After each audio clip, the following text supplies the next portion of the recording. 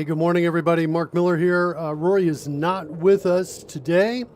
He will be missed. He's got a user group. The guy is dedicated. He's dedicated to the craft, dedicated to the work.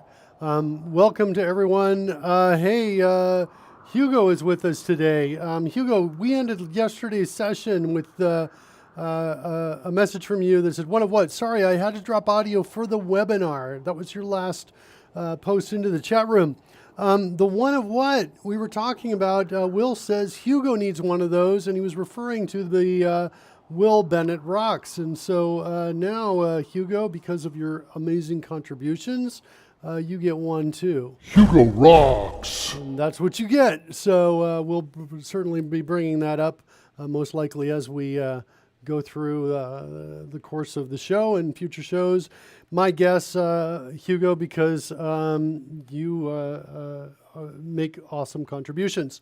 Hugo says, "Oh, sweet, cheers." So yeah, definitely the contributions are appreciated. Wow. So yesterday we left off here. I'll bring this up where what we had. We had a control that looked like we were making some pretty good progress on it. The look changes a little bit. It was an edit control that I could come in, I could click, and I could drag left or right to make the numbers. I even made a modification to it, which was, I think, pretty good. Hold on a second. Let's do like 10% here. Make that change. I think I can come around. Can I click and drag it? No, it doesn't know it's lost focus. Got some problems with it. I've been making changes since yesterday. The cool thing I added was the ability to drag it with a percent on it, and it would keep the percent symbol. The problem is I could not get the caret that you're currently seeing flashing right here above my head. That caret, I couldn't get that to flash in a number of different attempts at making this work. Now it's flashing because I've got the control, but now when I lose his focus, I don't have that anymore. Having a lot of control, figuring out focus on this and figuring out exactly what to do. I tried two different techniques on this. Let's try, let's see how we're going to do this to show this. I think the best way to show this is to, let's maybe close this down here. I want to close that down. I'm a digital geologist because I rock. Yes, exactly. Because you rock. Let's just, I want to do a test, see if we've got the pieces in here still, even though I shut that down. It is not working. That's what I thought. So that's not working. I say we let Mark talk. Interesting. We might have a few other problems. This might be a back to the basics kind of show here. Why is it you're not coming in here, Mr. Announcer Bot?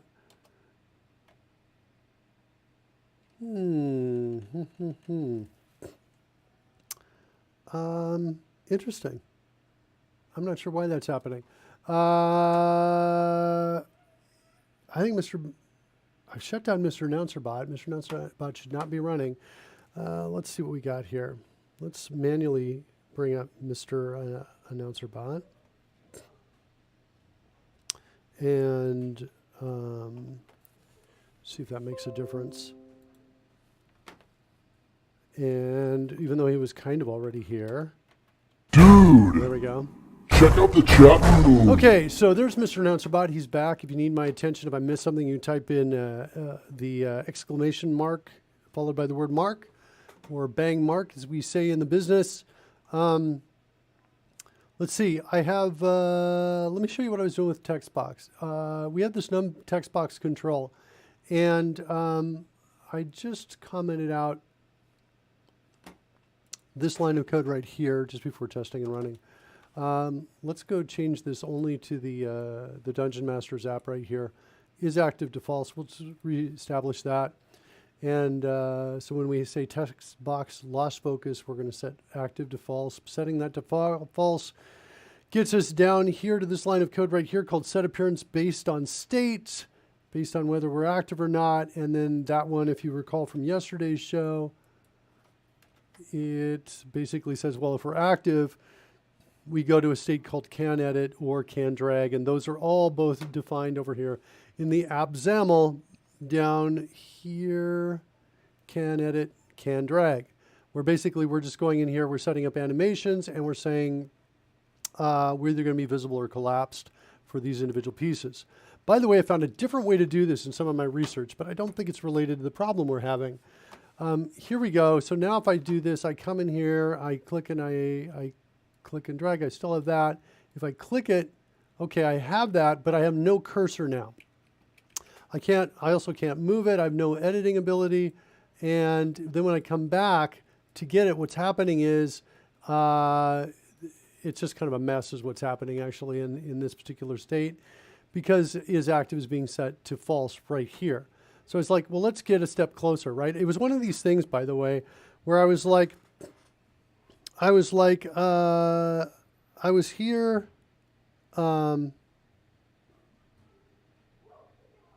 consuming coffee back in a bit. It looks like CodeRushed typed in Mark again, but I don't remember doing that.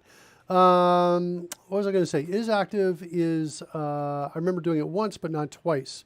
It could be too that second one was coming. I did do it second time, and I just didn't realize it. And we do have a limit on saying Mark too many times in a row. It's got to be less, like at least a minute's got to be passed or something like that. Hold on one second. I wanted to check out here to see if we have the show records. I don't see that coming up here. Huh. Okay. All right. So, so I want to comment this out, kind of get back to this. And I want to show you the other thing that I did. effectslist.xaml right here. So this was with our control template. And we'll take that out right there. And then I also tried playing around with the style as well.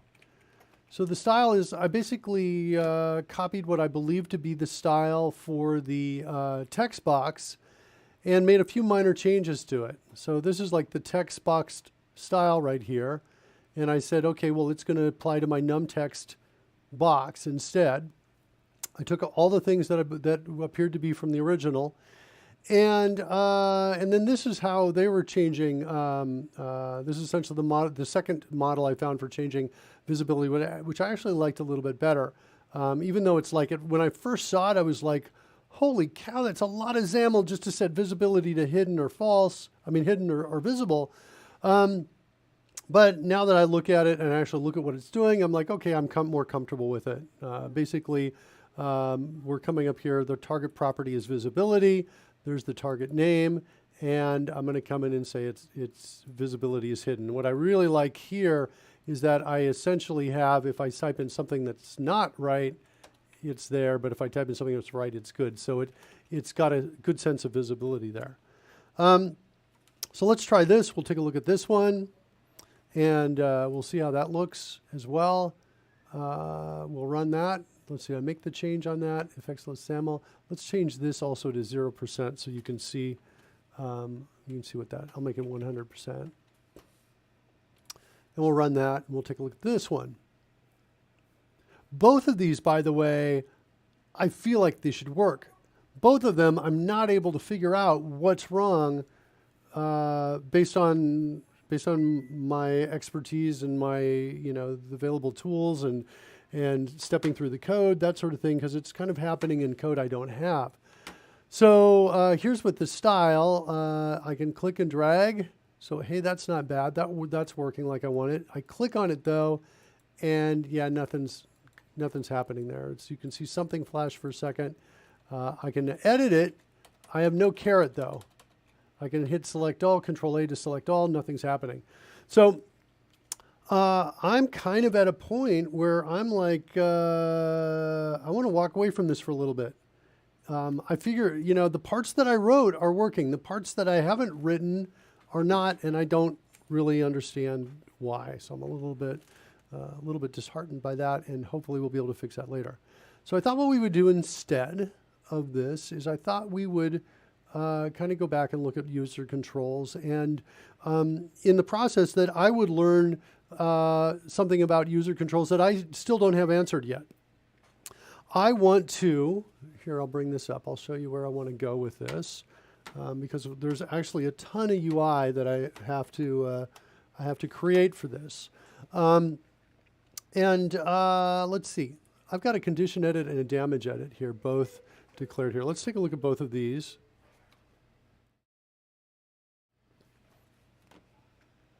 Okay, so here is my condition edit, and these are different conditions in Dungeons and Dragons, with the exception of the last one, sleep, which I added because some of the monsters have a resistance to spells that put them asleep. And so I added it into this because it essentially was a condition based on what I saw in the rules and the descriptions for the monsters. So these are a set of conditions.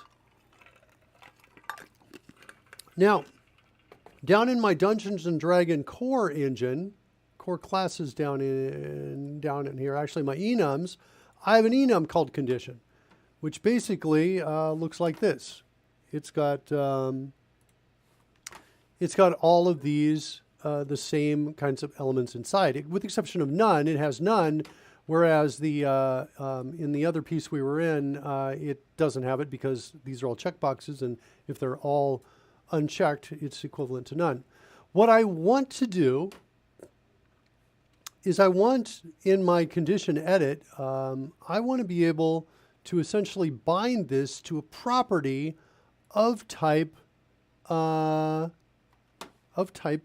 conditions. That's kind of where I want to go, and I'm not exactly sure how to do that just yet. I know how to bind an individual control into a property. I have a sense of how to do that. I've done that a couple times, and but I'm not exactly sure how to do the other. So what I think I want to do is I want to come in here and let's just start with that. I'm just going to say bind WPF user control to enum type, property of type enum. I don't know. Let's see what we've got here. Property of type enum. Now I've seen examples of doing this for combo boxes, and I don't want to do that. It's not like I want to populate and list it.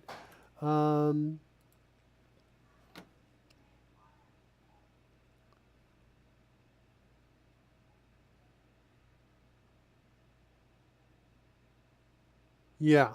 Mark! Yeah, hold on. Let me bring up the chat room right there. What do we got?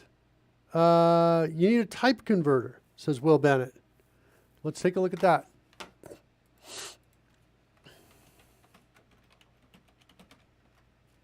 By the way, Will, were you here? You know what's interesting is I think it's not really into a list box. I already have the controls that I dropped on. So let's look at this again. These are just checkboxes that I have dropped right on here. I'm not automatically populating it because I don't want the none entry inside of it. And there may be other cases as well. I've got another one that's very similar to this called the damage edit, which shows the different kinds of damages that you can take. And these are going to be used in different parts of the UI, and they're going to be attached to properties that are going to be of type of those types. Now, here's the thing. I guess I could. You need a checklist box for each enum item, kind of, except for ones I want to exclude. It's not that right now I've got the UI already here created, right? And I've individually added a checkbox for each one of these because I specifically want to exclude some of these. If we go look at damage, I think I've got the same, challenge there. I've got none, which I don't want a checkbox for. So it's not that I need to generate the UI. What I want to do, though, is I want to have this piece that's a user control and put it in other user controls and have it, basically, I want to treat it as if it were an enum. I want to have a property of that enum value, specify that property type, have all the checkboxes checked, and then when the checkboxes are changed, raise the event. I think what I need, raise a property changed, I notify property changed event, or at least trigger that. Make the call to property changed. So I think I need a property of this type no matter what. if I create a property of enum type, then I think I need a type converter is what I think I need. Let's double check that. Let's do WPF, add that in here.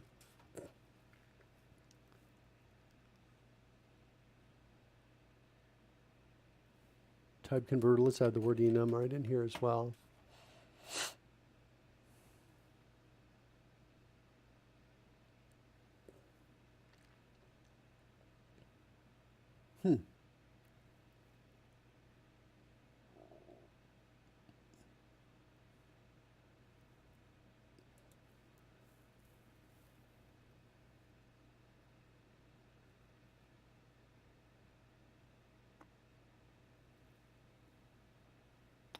All right, so, my first comment on this, by the way, is that it has to do with design and layout. The contrast of this text is too low.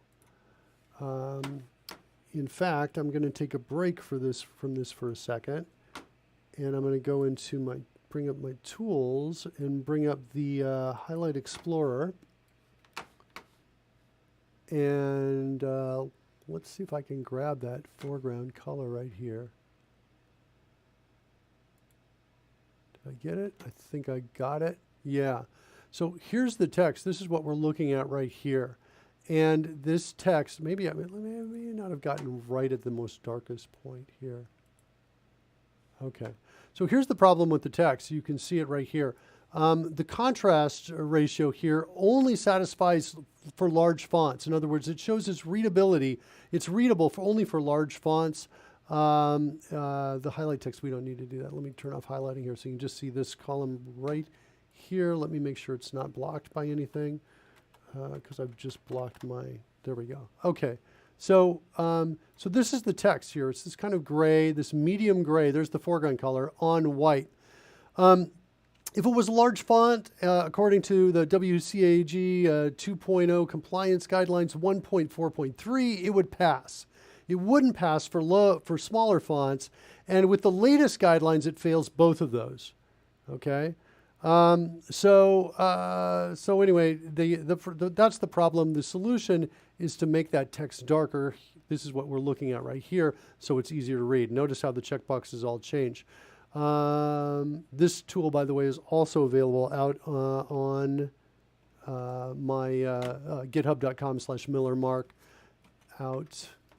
It's the Highlight Explorer. It's that one right there. So that's that tool. All right, so that can make this text easier to read. Next time I see Brian, I will let him know that. We talked about this. So hold on. Let's read what's happening in the check round here. So a type converter to bind the is checked to the value of the enum and the flag represented by the checkbox. I was thinking I would just expose one single property and create a type that was of the type enum and create a type converter that could take all the element types in quotes and convert it to the enum with those values selected, is what I was thinking I would do. Or maybe I would create a property for each of the conditions. I don't know about that. I don't know. Yeah, I think I would do an observable collection of a small wrapper around the enum that just has a checked property, says Will Bennett. And Hugo says, and the checkbox's value is the parameter of the converter. Now, I've never done a type converter before, so I'm like, I don't even know what they look like. I've got to take a look at that. If you're going to have a static collection, initialize, never update, you can even just use a list. All right, so both Hugo and Will are in agreement about the checkbox value is the parameter of the converter. Type converter is just two methods. All right, so let's do this. What do you think? Convert to and back. Okay, so that's great news. In fact, I think I see here, enum description type converter. Hold on. What's he doing?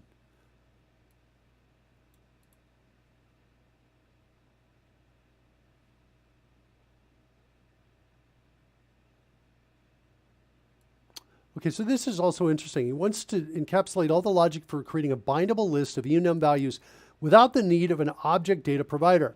Now, I've already got an object data provider that I created for another enum that I wanted to stick inside of a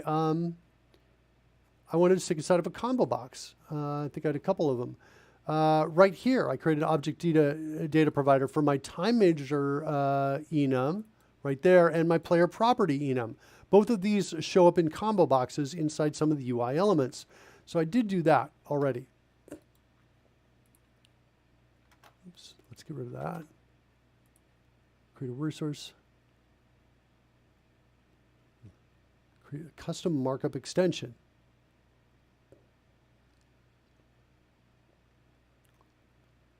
Hold on. Enum binding source extension.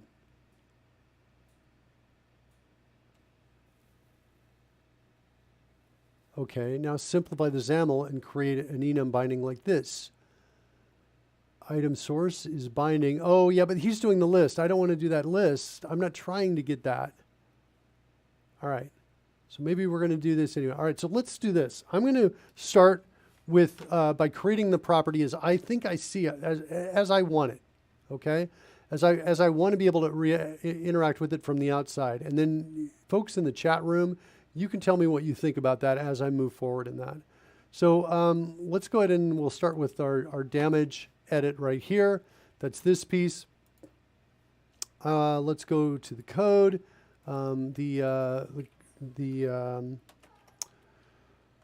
Damage, is that what it's called? D&D core. All right, so that's the type. Let's just double check. Actually, that looks like a class. That's not what I want. I think it's damages. No, what is it? Over here, it's in my enums. Damage type. So I think I want a property of type damage type is what I'm looking for. So I'm going to go ahead and create that. And we'll call this, whoops, I want to do a DP, dependency property, and damage type like that. And the type is of damage type, and default value is going to be damage type dot none. None. And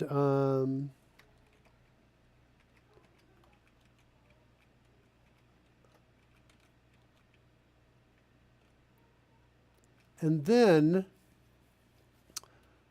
I want to, when the damage type is changed, now I want to go through all those checkboxes that are out there, and based on each one, say this one is checked if the new value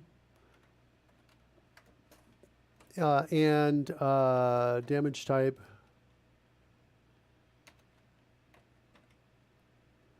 dot acid. What is this again? There's a better way to do this. Equals damage type dot acid. I forget which one what it is. We did this before. Single. Yep, you're right. I need a single ampersand. But I think there's a better way to do this. I think, Will, you showed me this last time, and I've forgotten it. But that's the essence of what I'm looking for. Or new value dot has flag. That's what I need. Thanks. Has flag damage type dot acid. That's what I need. Way simpler. Thank you, Will. Awesome. All right. So now I'm going to select it. I'm going to multi-select the words acid on this line.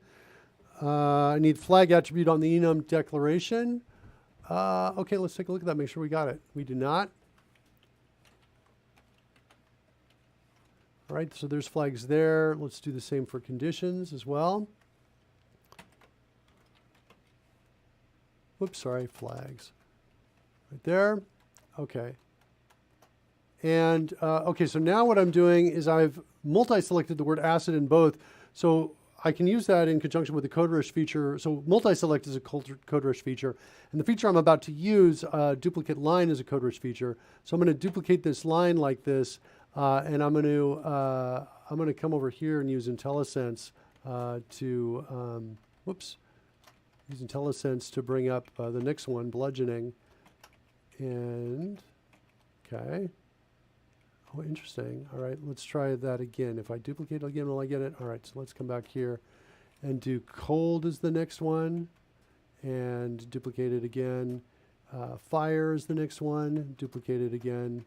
And force is the next one, duplicate it again. And lightning, duplicate it. Necrotic, duplicate it. Piercing, duplicate it. Poison, duplicate it. Whoops. And this one is going to be, come on, telesense, there it is. Psychic, duplicate it. Radiant, duplicate it. Slashing, duplicate it. And thunder. Okay, good. All right, so I want to do it. So I want to do that right there. Then I think I want to do the opposite of this, where I want to change the property whenever any of those pieces are checked. I think I might also need to protect against kind of a loop of these things coming across. I'm not sure if I need that or not. Will says I'm duplicating my sentences too. Fine. I should just be quiet on that, huh? All right, so let's, so there's that piece. Let's now go back over here into our damage edit XAML. And for each one of these, I want to create a,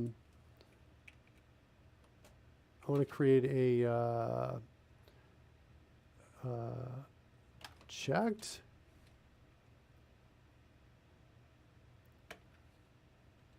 And new event handler, and let's rename this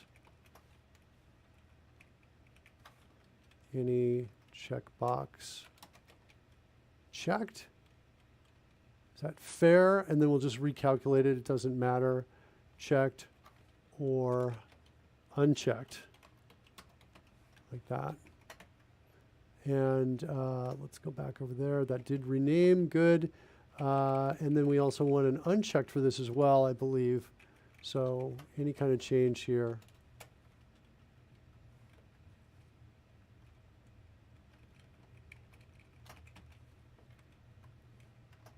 Don't think I need that. Did I lose the extra one? Looks like somehow I lost that. Let's put that right there.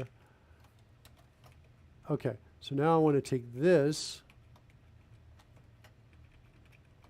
Paste, paste, paste, paste, paste, paste. I'm expecting to see something in the chat room now. Mark, there's a faster, easier way. You can just create a style in the checkbox maybe and hook the events there. I'm not sure if I can do that or not, but I'm expecting something to come up in the chat room to be like, Mark, easier way.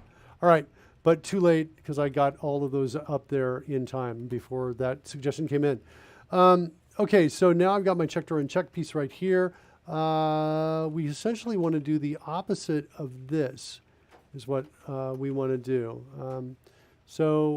Let's see. We want to say damage type damage is equal to damage type dot none, like that. And then I want to come down for each one of these, and I want to say, hey, if CKB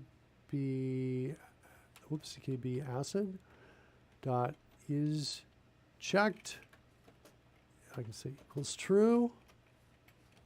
If it's true, then I would say damage or equals damage type dot acid, like that. Okay.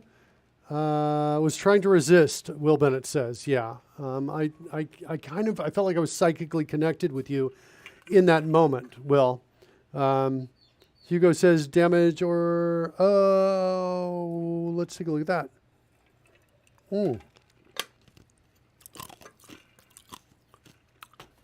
I can do that too. Yeah.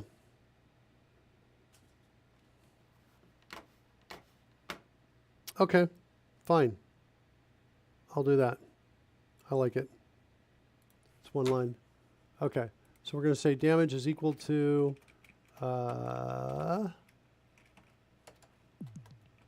this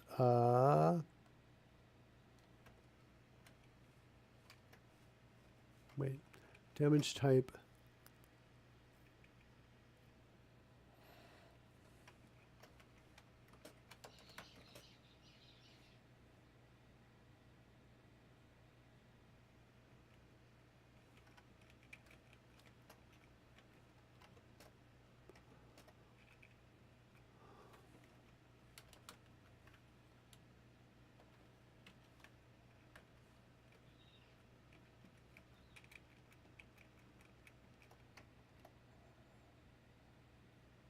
What am I missing here? What do I need here for the ternary? I forget how to do this on here. I almost want to say, let's bring it back out to, I feel like I need a comma here or something right here. Just create a class that encapsulates the enum.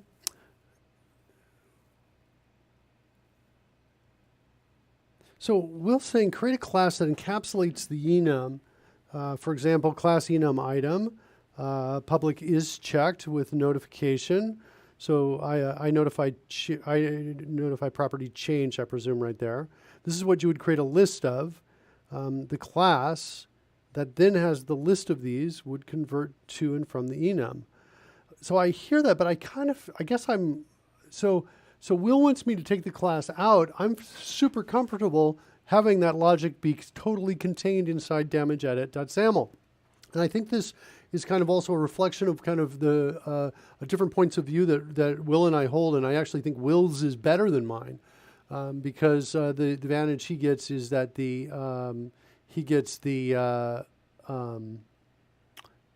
testing is what he gets right there.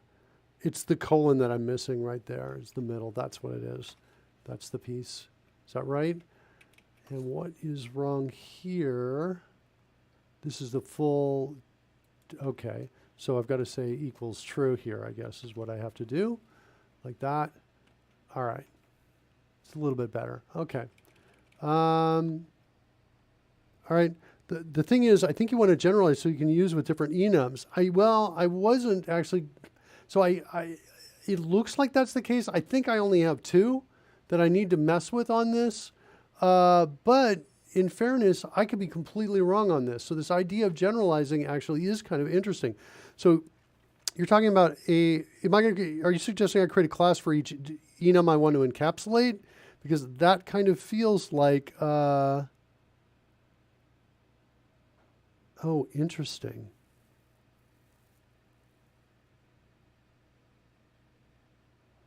Hugo says create a descendant of the checkbox with a typed value property. Tells me which one. Will Bennett says he likes that.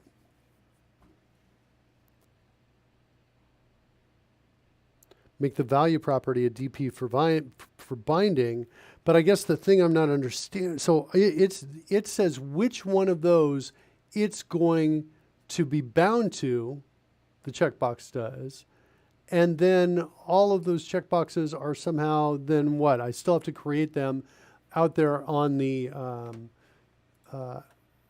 right out here in the XAML. So all of these checkboxes would become the new descendant checkbox, and they'd have an additional property that says which one of those enums it's bound to, I believe, is what you're suggesting. And then I've got a more generic approach down in here. Yeah, you're saying correct on that. Okay, I see that. I'm still thinking, though, that I'm like almost done with this part, and I can get onto something else if I don't follow those steps. However, since you guys suggested it, and you guys have these great suggestions all the time,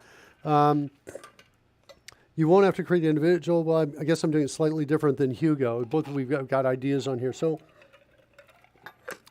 well, let's do this. Let me at least finish what I'm halfway through, and I have no objections to creating a descendant checkbox and doing what you're suggesting. I'm totally fine with that too. But I feel like I do have questions outside of what I'm about to do here. So So let's come in here. Let's do the same thing we did before. I'm going to multi-select the words acid in both of these. I'm going to come over to the side, duplicate it, duplicate it, duplicate it. Look at this now.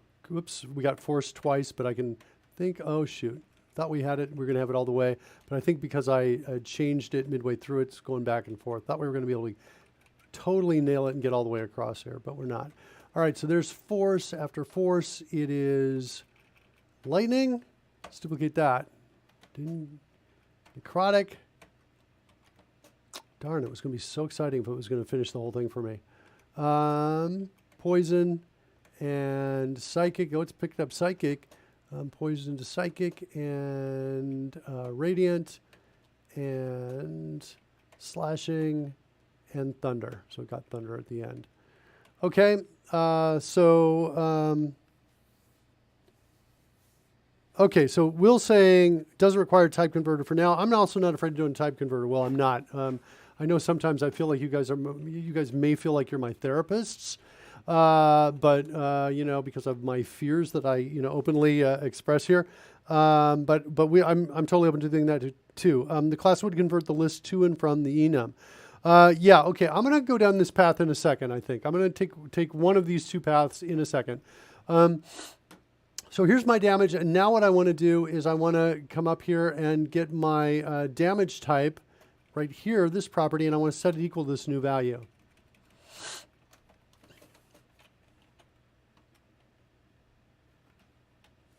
And I think that's it for what I want to do. If I come in here and I rebuild, we want to rebuild this, and I want to rebuild DHDM up here. Rebuild all succeeded. Will Bennett is now following. Will, you've been following. You have to have been following. Tell me it's not so. All right, so here's the rebuild here.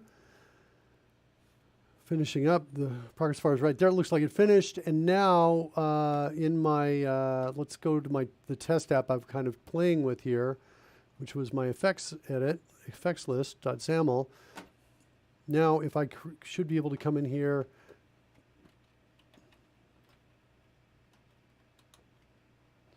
and do what did I just do? I did damage edit, like that. And now I should be able to say the damage type is equal to, can I say acid? Holy cow. Can I add bludgeoning though? I cannot. I can only select one at a time.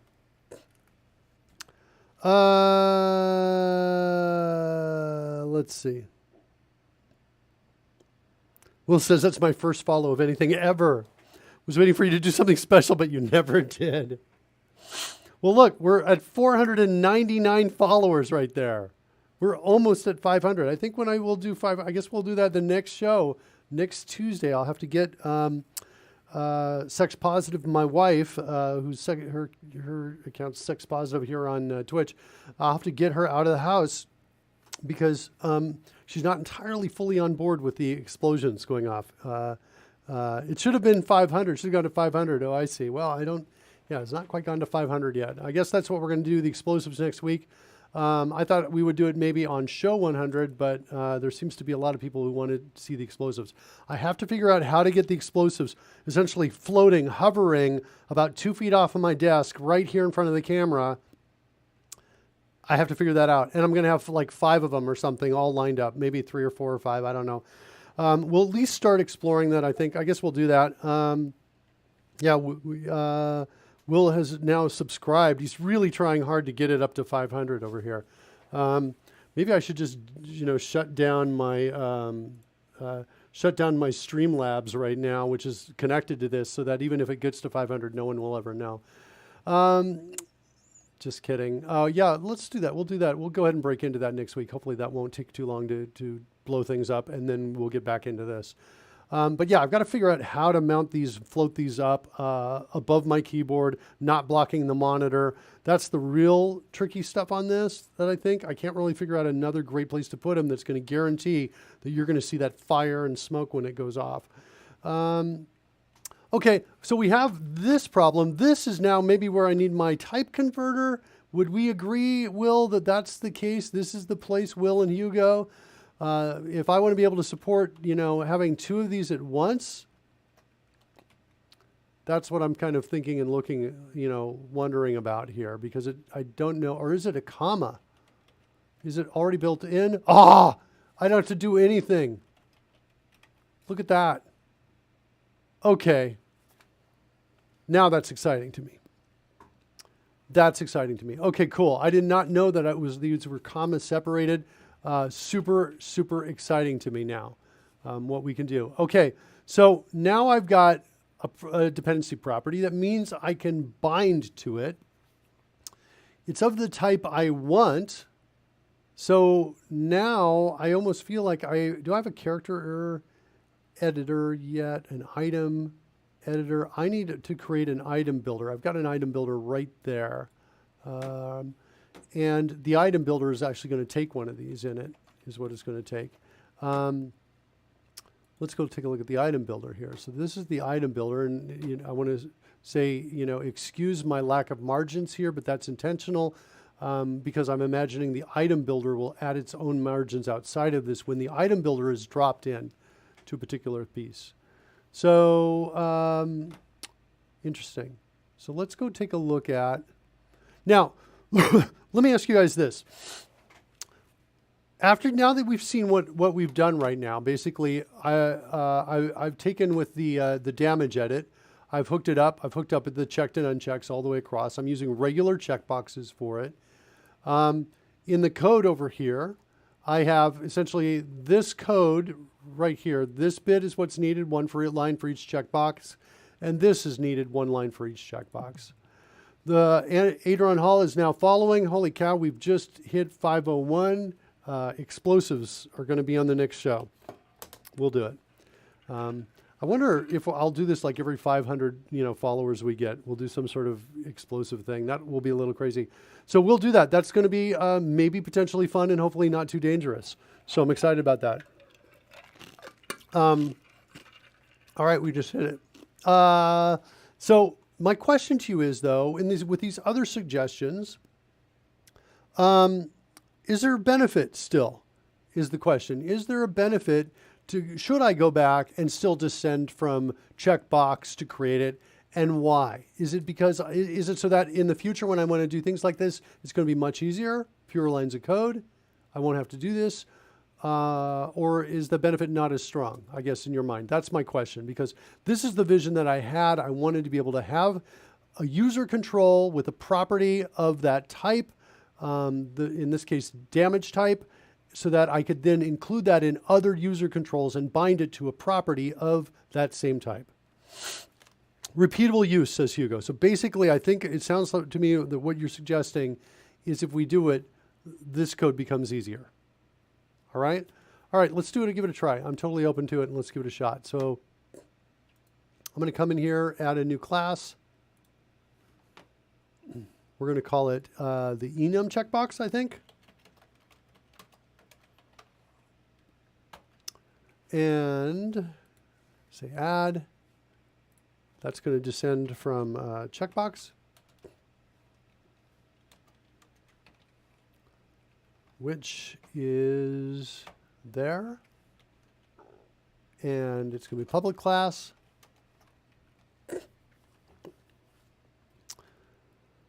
The syntax to put in XAML, though, says Hugo, repeated use. So you are suggesting, I think, an enum type, make it a generic, is what I believe you are suggesting here. And so we've got this, and then we're going to have a property of that type. Can I create a dependency property of type T? Because I think that's what we're suggesting, right? Well, hold on. I wanted to give this a better name. I want to call this, hold on, let's go back a second. I want to call this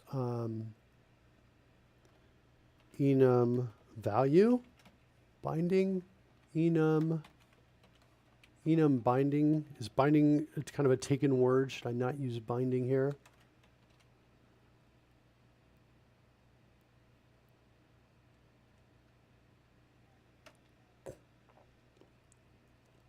Now I'm confused at this point. The checkbox, there's a wrapper inside this as well.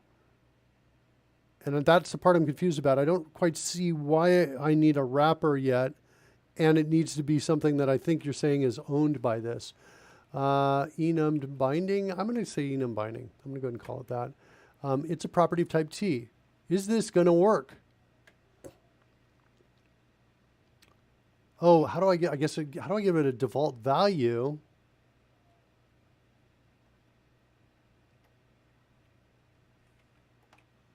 Is another question. What's my problem here?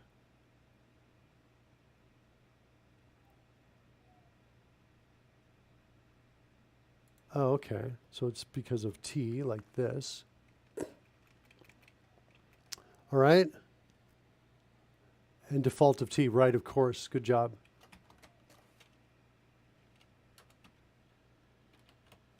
Wow, if this really works, this is going to be super, super cool. And looks like I'm missing the T here. Here. Here.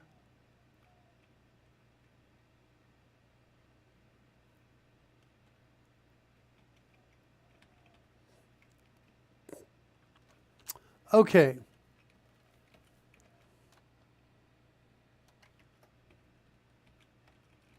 I put that. Where do I put the where clause? Is it here or is that outside of this? T. It looks like it's not.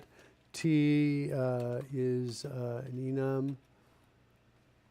Not liking it there. Must be outside on the edge.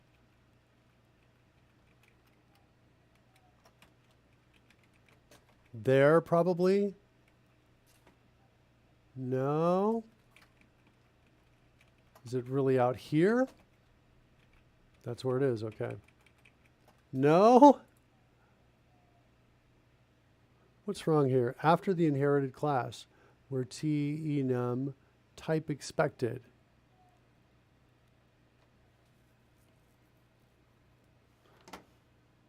Enum is not a constraint as well. Zora has just subscribed. Thank you, Zora, for that subscription. All right, so we can't constrain on enum, it looks like. So Hugo says, so it's only in C#8. That might be true. You can specify struct. And will that work for enums? Looks like it will work in this case. We'll match int, etc. Okay. And so will it match? No, I don't think you're telling me to do this. You're just saying you can do it. But I don't think struct is going to match enum. Do we agree?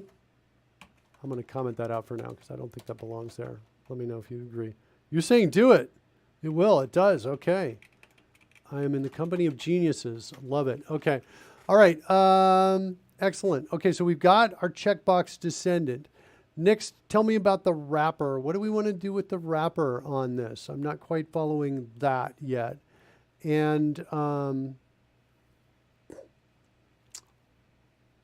I feel like, by the way, here, let's do a build on this right here.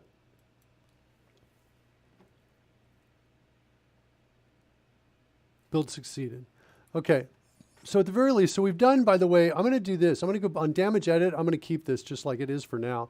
But I'm going to go over into the other one that I have, the condition edit, which I haven't done yet. And I'm going to start changing all these checkboxes over to the enum checkbox is what I'm going to do. Oops, enum checkbox like that. And that's, I think, probably what in local. Do I have a local defined yet?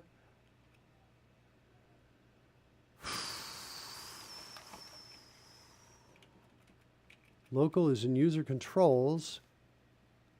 Enum checkbox. That's totally should be there. Did I not make it public? It's public.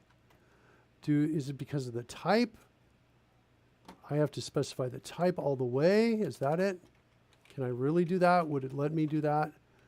No, it's not going to let me do that here because of the syntax.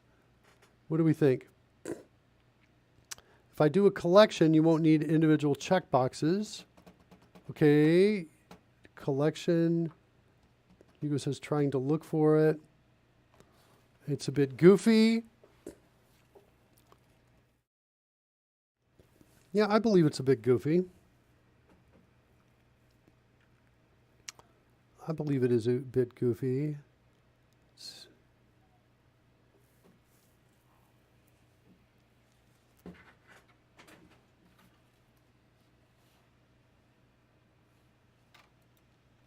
All right, so let's back away from this for a second. And we will see what we see. Can I fly drones? Oh, I can fly drones. That's pretty cool.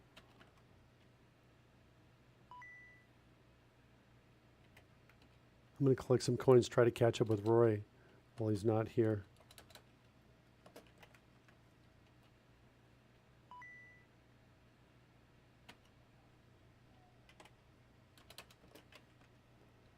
Will's creating a sample. He's going to give me a link in a second, I know. Won't you? All right, right 3.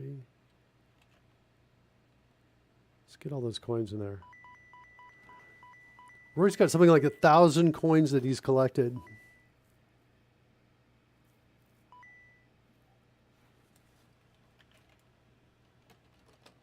Do my particles work? Particles are not working. So I think the particles need something running over here to work. And I'm not sure why the drone works, but the particles don't. Interesting.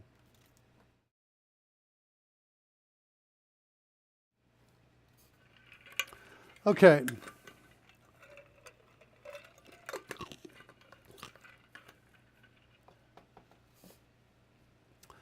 Let's work on, let's go back into my model here. I want to go down into the model and look at the pieces here while we're waiting on,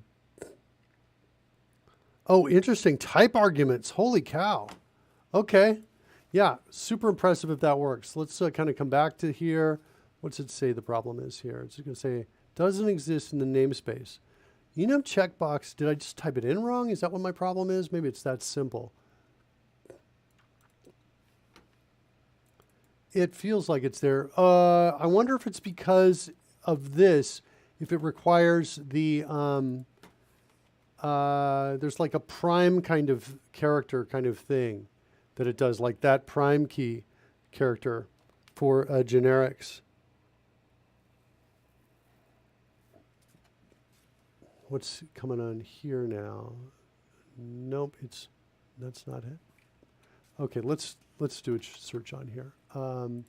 Let's do a WPF XAML, and I want to get generic controls.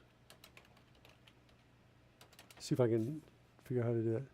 Custom control with generics, not completely supported yet. Doesn't support generics. That's in 2011. Generics in XAML, got a 2017 document. X-type arguments.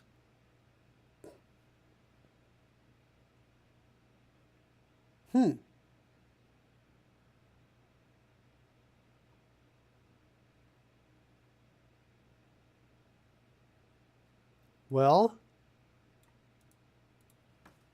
I feel like we're close. It says it's not there, but is it because don't have the type arguments in it yet?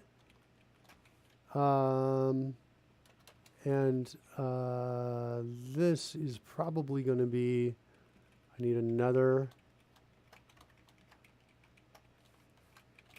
D&D, and it's going to be D&D core. There we go. I am guessing dot damage type.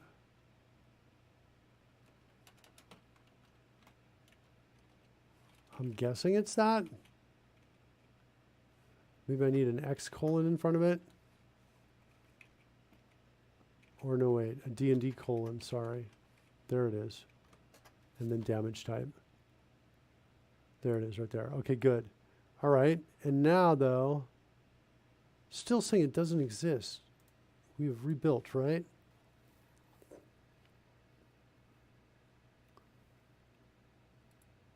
Only a root tag can specify attribute X type arguments. what does that mean?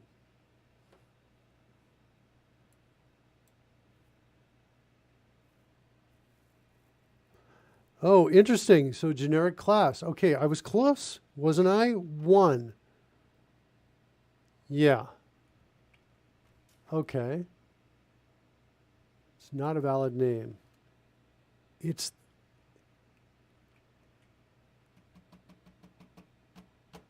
feels like it should totally work. Maybe this is my problem. Let's take this out for a second. Nope, really. It doesn't like this in the name. Oh, wait. Oh, I was going to say because we don't have one down here too. Is that my problem? But no, it's not. It doesn't like it. Try the objects syntax. Object. Interesting. I haven't seen that before. Okay, so hold on. Object.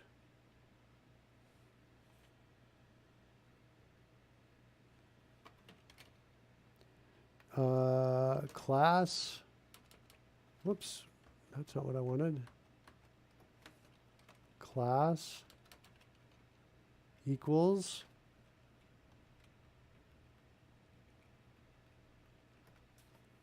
not liking object. Not supported in Windows Presentation Foundation project.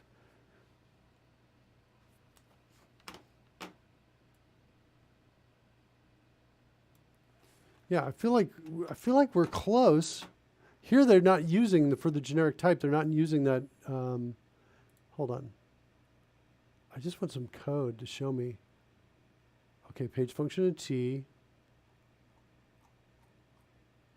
How do we use it? How do we reference it?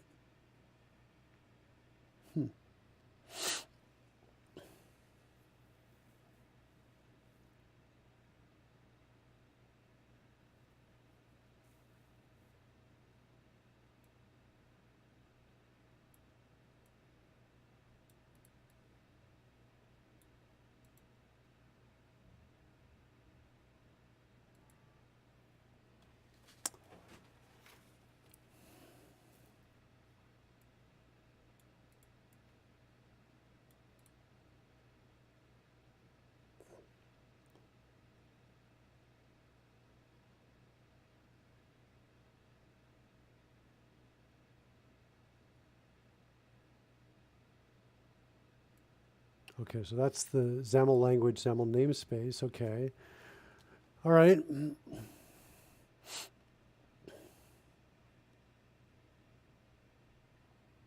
do you think? Sorry.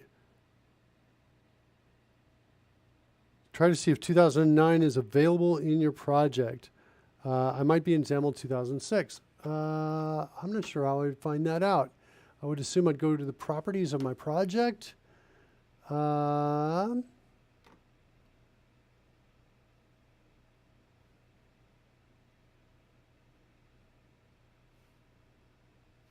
Yeah, I'm not seeing here. Let's go figure that out. See if we can figure that out. In the XAML header. Oh, okay. Let's go look at that then.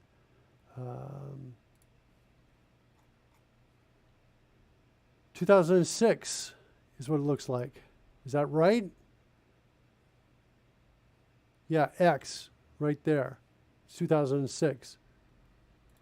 So does that mean in here, if I change this to a 9, that now we'll be able to come back and do this? Nope. Not able to do that. Add a new one for 2009. I could do that too. Okay. But it is not getting me, it's not getting me where, no backtick. Okay, I'm taking out the backtick. Got the 2009. Do I need this one as well, the 2009? I don't see it oh wait, yep, it's that one right there, right? No, that's NetFX. WinFX is XAML. No 2009 presentation there. Okay. All right. Yes, especially the default X mins.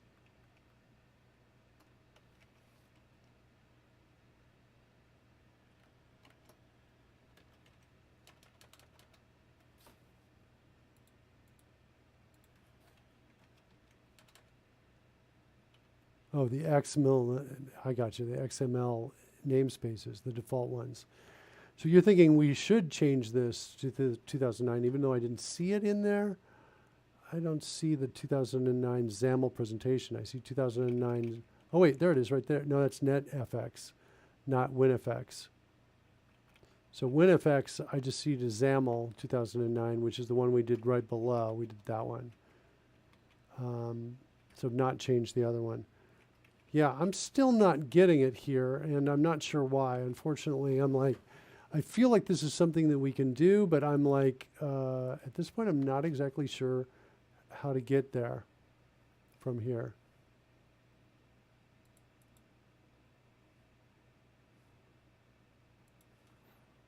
I feel like maybe if I kind of play around with this a little bit and rebuild it, maybe I got a shot at something, I don't know, but I'm feeling like it's not exciting. What's my problem here? Oh, interesting. So maybe I do need to duplicate it.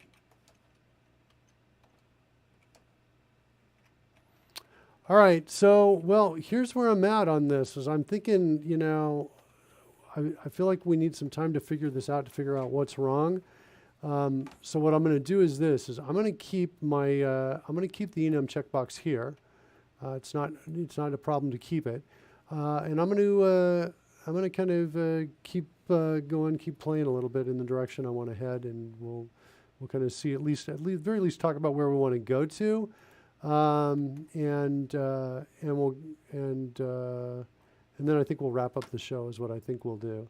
But I've got so what we've done is we've created we've got our damage edit here, and it looks like that is functional and working pretty well. I think as a test we put it out. We put it out here, and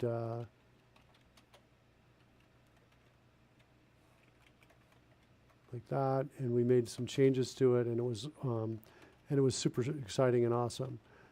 We could separate things like, say, for example, cold and fire, and we should be able to see both of those selected right there out of everything. So that was all super cool and kind of where I want to go.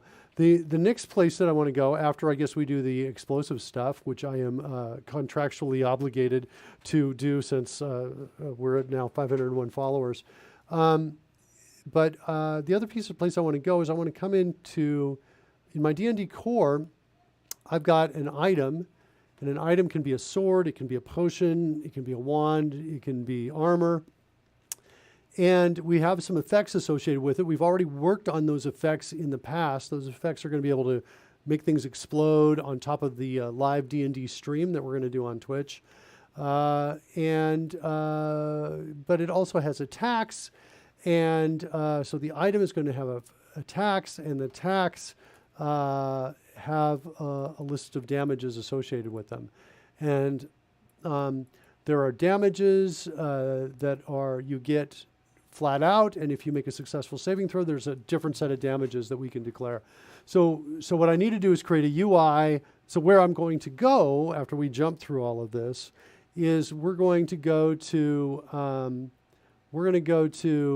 creating UI to edit an attack. The attack will allow me to create multiple damages. The damages will then go to that UI. The damage itself is going to be is modeled with it has a damage type and attack kind. The attack kind is going to be magical, non-magical, or either of those two. And there's going to be a damage roll associated with, such as a 2d6 plus 2. And there's going to be a time point and when the damage hits, which could be immediately, or it could be at the start of the player's turn, end of the turn, end of the active turn, that sort of thing, start of turn, end of turn. and a save opportunity, which is also a time point where you can do another saving throw against the damage. For example, poison is something that at the start of your turn, every time it's the start of your turn, you have another save opportunity. And so that's the model for the damage type right there. So that's kind of the idea, is to have this kind of ability to create an item that has mods that can modify you. They can buff your abilities, make your strength more powerful, for example, or give you a condition, for example. Maybe make you immune to cold or heat. So there's the mods that are here. There is curses and blessings, and these effects. So these are the pieces that we've worked on in the past. So we've got our effects editor essentially done for these pieces. So so that's kind of what we're looking at in terms of being able to build these and get these into the game, so that when something happens, we have the appropriate effects that are occurring, and the Dungeon Master has the essentially the software is helping the Dungeon Master run the game. So, for example, if, as I said before, if there's a saving throw opportunity at the beginning of your turn, at the beginning of that person's turn, the Dungeon Master will see a reminder that there's a saving throw opportunity there. So they can choose to act on that or not, depending on what they want to do. So, Hugo, I want to thank you for all your help on this. I feel like my gut feeling is we are almost there. And Hugo says, well, crud, looks like I was remembering non-WPF XAML generics. Oh, interesting. So maybe that's it. But we did see this here, right? Generics and XAML, right? And so there's some things that seem to be here, and there's maybe something we're just missing. And unfortunately, there's not a lot of code here. So it's going to take a little bit more research for me to figure this out. The constraint in WPF, says Hugo, is that you have to create a strongly typed class inheriting from the generic. Okay. So we could do that too. I see that. And Will Bennett says, I don't think 2009 is implemented in WPF. So those are the comments there. That's what we learned. Sometimes it happens, right? Sometimes you hit kind of a dead end. And especially I think that's the case when you're venturing in new territory where you're not entirely familiar all across the board. For me, I think XAML kind of counts as that. I used to do, I dove into XAML a lot a few years ago. I've done a little bit off and on. But my expertise is not at the level I think it needs to be able to push through this as quickly as I wanted to. Hugo says, my apologies for the misdirection. No need for apologies, Hugo. You know why? Because Hugo rocks. Hugo rocks. Because Hugo is impervious to any kind of error. That's been my experience. This is clearly a problem somewhere else. It's clearly the problem is not with Hugo. It's with everyone else in the world. The world is not at the level where Hugo needs you to be at. So please try harder. I did add it, Will. Thanks for the suggestion on that. Will made the suggestion yesterday. The reason Will made the suggestion is because inherently also Will Bennett rocks. Will also rocks. Hugo says his wife would beg to differ. Learn W1977 says hiya and is laughing. Well, I'm glad you're laughing along with us. Yeah, well, I think isn't that the job of at least our wives collectively, Hugo's wife and mine, to make sure that we don't get too big for our britches. That's the goal there. So, hey, greetings, everyone. I'm so glad you're here with us today. I think I am we'll give away a copy of CodeRushed. We'll end today's show on today on that. If anybody has a chance to go out and look at that, look at the code with regards to the figuring out, and I'm going to look at this too, but I think we could use some other eyes on this. Maybe some other expertise, but the num edit that we created yesterday, this thing right here that allows us to click and drag across, but also click on it and edit it. I cannot get this thing to give me focus or to give me a cursor. I've tried changing the background color in case it's creating an invisible cursor. That does not appear to be the problem. So, but I can move, like I move right and then I start inserting, I'm here, move right again, I'm in here. So I can move left and right as if it's there. I just don't see the cursor. Being able to see the cursor would be nice. The code for that is essentially in the app.xaml. Where is that? That's going to be in D&D Core, I think. Hold on, not D&D Core, sorry. I can get to it faster here. I've got two different ways of setting up the code for that. One of the ones I've tried is this style right here, using the style on it. And I came in and I said, well, okay, I added to the existing style example that I found, added our text block. That's the piece that takes that changes the cursor so that we see the scroll west-east. Allows me to click and drag. I've got all that code working. And then here, the scroll viewer, this is the piece that is showing the text. This is the piece that I want to be able to somehow make visible and make focused, I guess. And that's maybe that's what I'll try next, is setting the focus property up here. Or actually, there's not a focus property. There's a function that says focus. So I'm not exactly sure yet how to do this, but I need it to feel like it's focused. And I'm not sure if the best way to solve it is through XAML or through code. That's try one. Try two was over here with the control template. And then the way I was switching and testing was over in my effects list XAML, I was alternating between one of these two styles or the template property setting right here. And then I'd run it.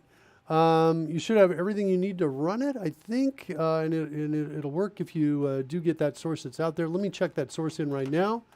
And if anybody else has any suggestions out there, we'll take a look at this. So this is end of episode, I think we're at 89 right now is what we're at. Let's double check that, make sure we're on episode 89. Yep, end of episode 89. So let's stage all that in. Let's commit it.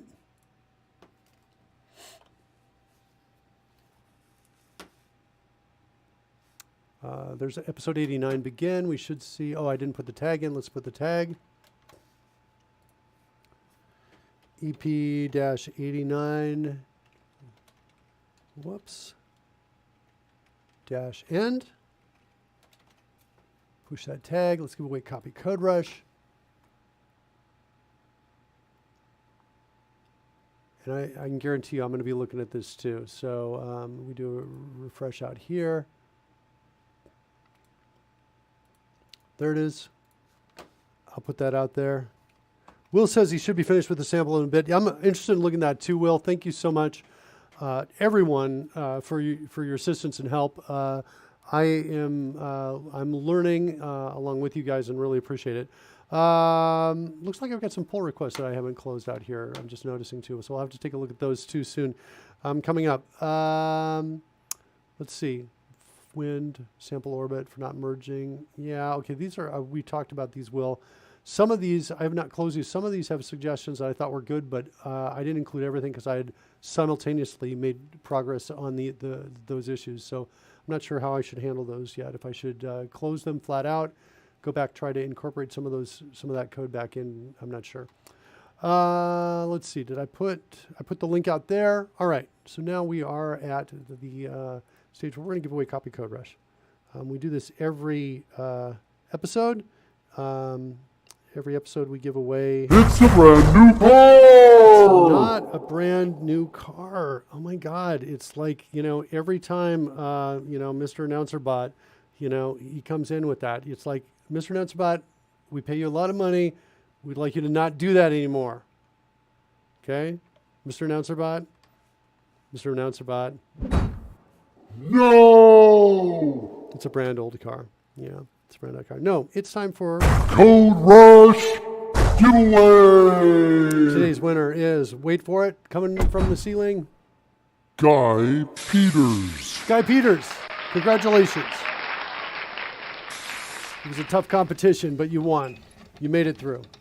It is a brand new car. It just happens to be drawing that you make yourself. It's a drawing of a brand new car, right? Sure.